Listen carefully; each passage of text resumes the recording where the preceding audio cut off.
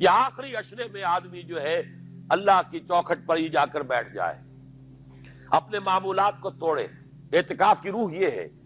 کہ یہ جو ہمارے معمولات ہوتے ہیں، روٹین، یہ بھی غفلت پیدا کر دیتے ہیں۔ ایک عادت بن گئی، صبح اٹھتے یہ کرنا، پھر یہ کرنا، پھر دفتر جانا، پھر آنا، پھر یہ، اس کے اندر پھر وہ آدمی کوئی جاگتا ہی نہیں، ہوش میں آتا ہی نہیں، وہ گویا کہ ایک مدہوش سا ہے، اور ایک وہ اپنا سائیکل چل رہا ہے خود بخود۔ اس سائیکل کو توڑو، جیسے 5 دفعہ وہ سائیکل توڑتے ہو نماز کے لیے۔ آؤ یہاں آؤ، آؤ سجدے میں گرے، لوح جبین تازہ کریں، یاد کرو اللہ کو دوبارہ، اپنا عہد استوار کرو دوبارہ، ایاک نعبد و ایاک نستعین۔ اسی طرح سال میں ذرا یہ 9-10 دن بھی ایک دفعہ توڑو اپنے روٹین کو، جاؤ وہاں ڈیرا لگا لو مسجد کے اندر اللہ کے در پر، سوائے جو ناگزیر حوائج انسانیہ ہیں، پیشاب وغیرہ کے لیے جانا ہے، باہر جاؤ، وضو کرو، پھر آ کے بیٹھ جاؤ۔ محض فرحت حاصل کرنے کے لیے نہانے کی اجازت بھی نہیں ہے، غسل واجب ہو گیا ہو تو نہاؤ، ورنہ پھر یہ کہ ہیلے بتاتے ہیں ہمارے علماء کہ وضو کی نیت سے جاؤ، غسل کر کے آ جاؤ، اس لیے کہ معلوم ہے کہ آج آدمی کی جو عادت بن گئی ہوئی ہے روزانہ نہ نہائیں تو طبیعت پہ اثر رہتا ہے، لیکن اسی کو تو توڑنا ہے،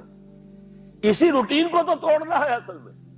اجازت نہیں ہے، اصلاً اجازت نہیں ہے۔ آپ جو ہے جو بھی ناگزیر، ہاں اگر آپ کو فرض کیجئے کوئی ایسی شکل ہو گئی ہے، رات کو آخر سوئے تو ہے، سونے میں بدخوابی ہو گئی ہے، نہانا ہے تو جاؤ نہاؤ، ٹھیک ہے، غسل واجب ہے نہاؤ، اور یہ کہ پیشاب کی بہانے کی حاجت ہے، جاؤ پوری کرو، وضو کرو، واپس آ جاؤ، چاہے یہاں سو، یہاں ذکر کرو، یاد کرو، جو کرو کرو یہاں پہ، لیکن اور اس میں بھی خاموشی۔ وہاں ہمارے ہاں آج کل اس کے اندر بھی بڑے لمبے لمبے چوڑے پروگرام شروع کر دیتے ہیں، لوگ بیٹھے ہیں گپ بازی کر رہے ہیں۔ میں نے خود میدان عرفات میں لوگوں کو تاش کھیلتے دیکھا ہے، تاش عرفات میں۔ میں نے سنا یہاں پر اعتکاف میں تاش کھیلے جاتے ہیں۔ آپ بالکل نوجوان چھوکرے، فضیلت سنی اعتکاف کی، ویسے بھی گھر سے بھاگنے کو جی چاہتا ہی ہے، کچھ دنوں کے لیے نکلے اس گھر سے، مسجد میں آ کے بیٹھ گئے، وہاں پہ گپیں بھی ہو رہی ہے، لطیفہ بازی بھی ہو رہی ہے، تاش بھی کھیلے جاتے ہیں، یہ اعتکاف ہو رہا ہے۔ یہ اتنی ہلکی شے نہیں ہے اعتکاف، یہ تو اس عبادت کا، رمضان میں جو روح بیدار ہوتی ہے، یہ اس کا کلائمیکس ہے، بہت بڑی عبادت ہے، لیکن اس میں لو اللہ کے ساتھ لگی رہے، لوگوں سے نہیں، تنہائی، غور و فکر، یا قرآن پڑھو، ذکر کرو، نوافل پڑھو، یا سوچو بچ، جیسے حدیث میں آتا ہے وَأَن يَكُونَ نُطْقِي ذِكْرًا وَنَظَرِي عِبْرَةً وَسَمْتِي فِكْرًا، میرا دیکھنا ہو تو عبرت کا دیکھنا ہو کہ ہر شے سے میں سبق حاصل کروں، اور میں بات کروں تو اللہ کے ذکر پر مبنی ہو میری بات، اور میں خاموش رہوں، وَسَمْتِي فِكْرًا، غور و فکر، تفکر و اعتبار، جو حضور جا کر غار حرا میں کیا کرتے تھے، وہ اعتکاف تھا حضور کا، مکی دور کا اعتکاف، تنہا بیٹھنا۔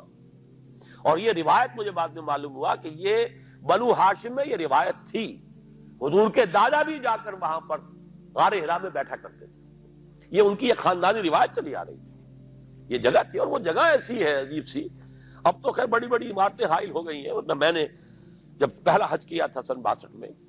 تو میں نے اس وقت جا کر دیکھا تھا، واقعتاً سیدھا کعبہ نظر آتا ہے وہاں سے، اور کچھ درمیان میں نہیں، جیسے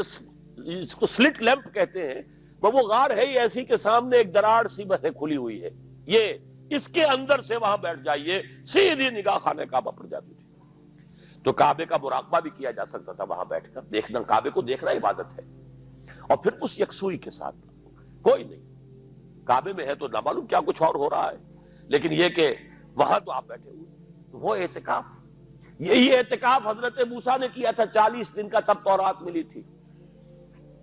یہی 40 دن کا روزہ کیا رکھا تھا، یہ حضرت قرآن میں مذکور نہیں ہے، حضرت موسیٰ کا تو قرآن میں مذکور ہے،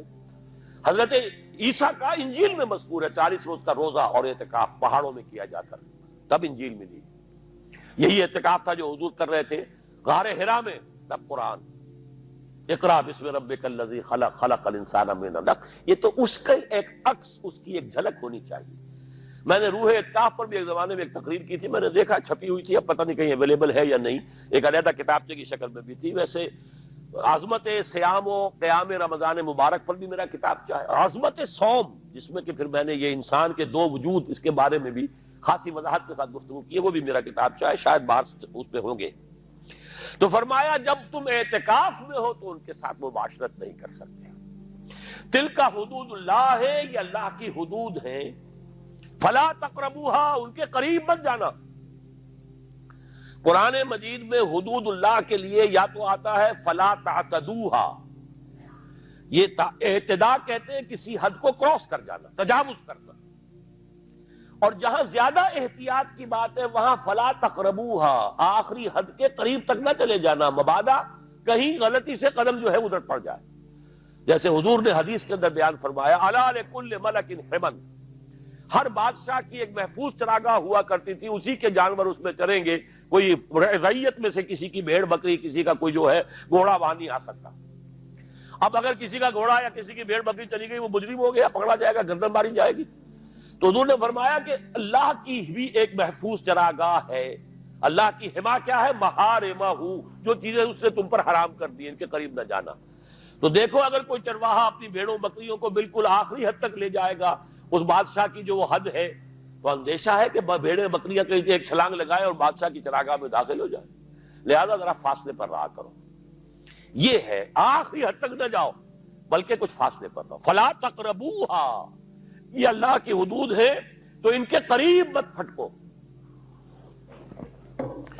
کذالک یبین اللہ لکم آیاتہ للناس لعلہم یتقون، اسی طرح اللہ تعالی اپنی آیات لوگوں کے لیے واضح کر رہا ہے تاکہ وہ بچیں، تقویٰ کی روش اختیار کریں، حدود الہی کا احترام کریں، اس میں کہیں تجاوز تو دور رہا، اس کے قریب بھی نہ آئے۔